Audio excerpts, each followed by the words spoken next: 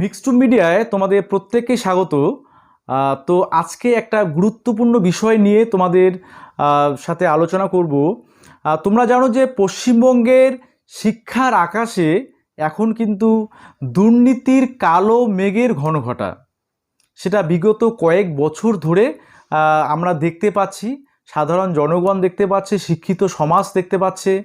তো আজকে যে বিষয়টা নিয়ে আমি আলোচনা করব সেটা হচ্ছে 32,000 প্রাইমারি শিক্ষকের যেটা মামলা, 32,000 প্রাইমারি শিক্ষক যেটা জাস্টিস গাঙ্গুলি তিনি বাতিল করেছিলেন, সেটাকে চ্যালেঞ্জ করে ডিভিশন বেঞ্চে যে মামলাটা চলছে সেটা নিয়েই আজকে এই আলোচনা। যে মামলা কি তথ্য উঠে এলো, গতকালকে 1 জুলাই একটা শুনানি ছিল।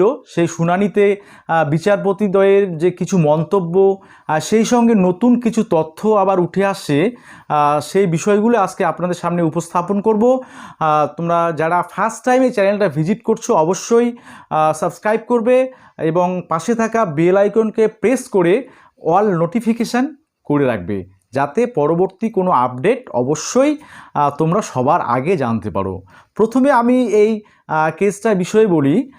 এমনিতে তো পশ্চিমবঙ্গের শিক্ষক নিয়োগের ক্ষেত্রে যে হারে দুর্নীতি প্রকাশ পাচ্ছে সেটা সত্যিই একটা অকল্পনীয় বিষয় এবং শিক্ষিত সমাজের কাছে একটা মানে বিশাল একটা ধাক্কা।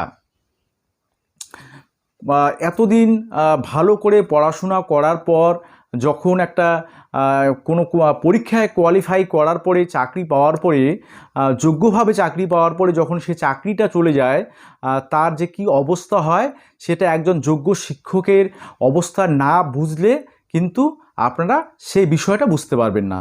তো যাই হোক, তো গতকালকে 32,000 প্রাথমিক শিক্ষকের 2014 যে মামলাটা উঠেছিল বিচারপতি তপব্রত চক্রবর্তী ডিভিশন বেঞ্চে, তো সেখানে কিছু বিস্ফোরক তথ্য কিন্তু উঠে আসছে।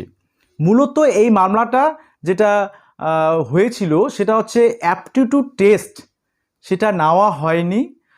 যেটা 2014 প্রাথমিক টেটের যে নিয়ম ছিল, অ্যাপটিটিউড টেস্ট প্লাস ভাইভা ছিল, তো সেখানে কিন্তু অ্যাপটিটিউড টেস্ট বলে যে জিনিসটা সেটা কিন্তু নেওয়া হয়নি।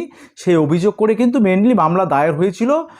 তো সেখানে আমাদের পূর্ববর্তী যে সিঙ্গেল বেঞ্চের বিচারপতি ছিলেন জাস্টিস গাঙ্গুলি, উনি সেই বিচারে উনি তার বিচার প্রক্রিয়ার মাধ্যমে সমস্ত কিছু বিচার বিশ্লেষণ করে এই 32,000 প্রাথমিক শিক্ষকের চাকরি কিন্তু বাতিল করেছিলেন।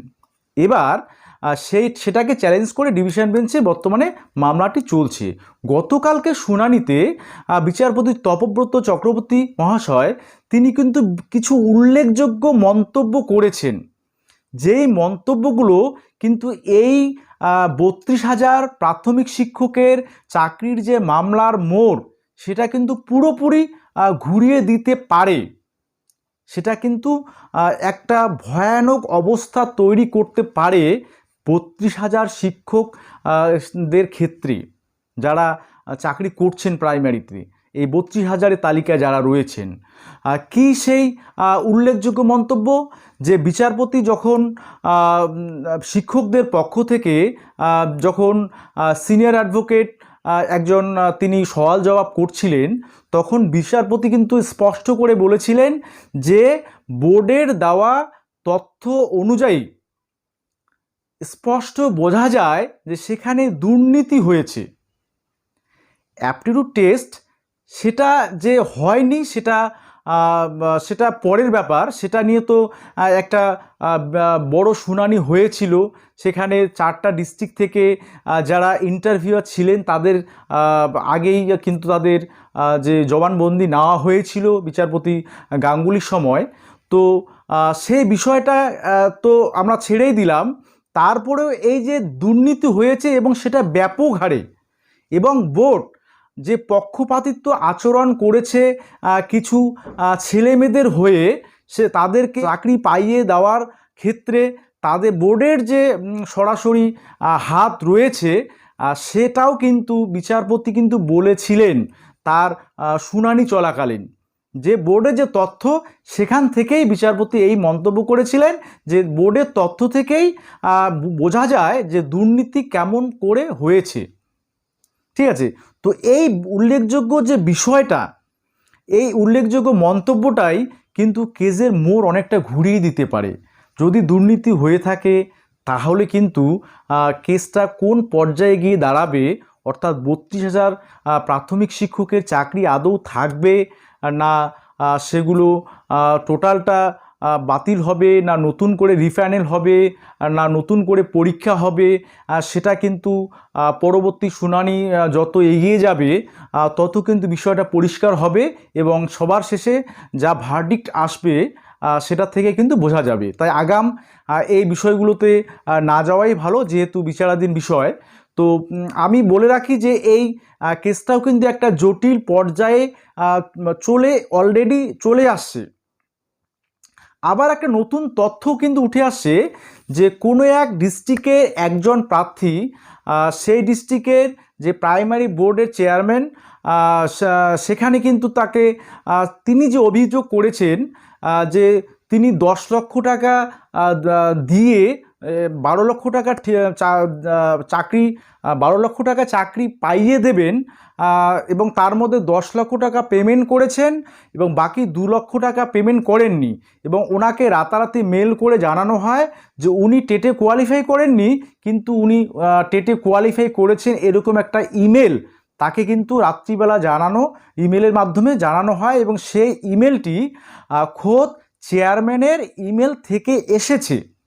এটাও কিন্তু এই বিষয়টা কিন্তু কেসে উঠে আসছে এবং হাইকোর্টে সেই বিষয়টা কেস চলছে।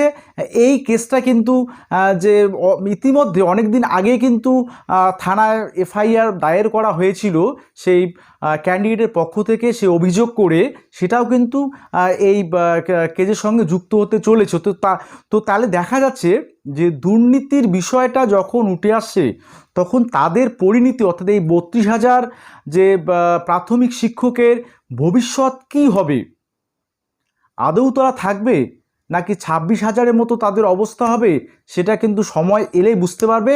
তবে কেসের মোড়টা অনেকটাই ঘুরে গিয়েছে। তো আমরা দেখব পরবর্তী শুনানিগুলিতে কি আসে, কি পরিস্থিতি আসে, বিচারপতিদের কি মনোভাব দেখা যায়, বা কোন কোন বিষয়গুলো উঠে আসে, কোন কোন তথ্য উঠে আসে বিচার প্রক্রিয়ার মাধ্যমে, সেটার দিকে অবশ্যই আমাদের নজর থাকবে।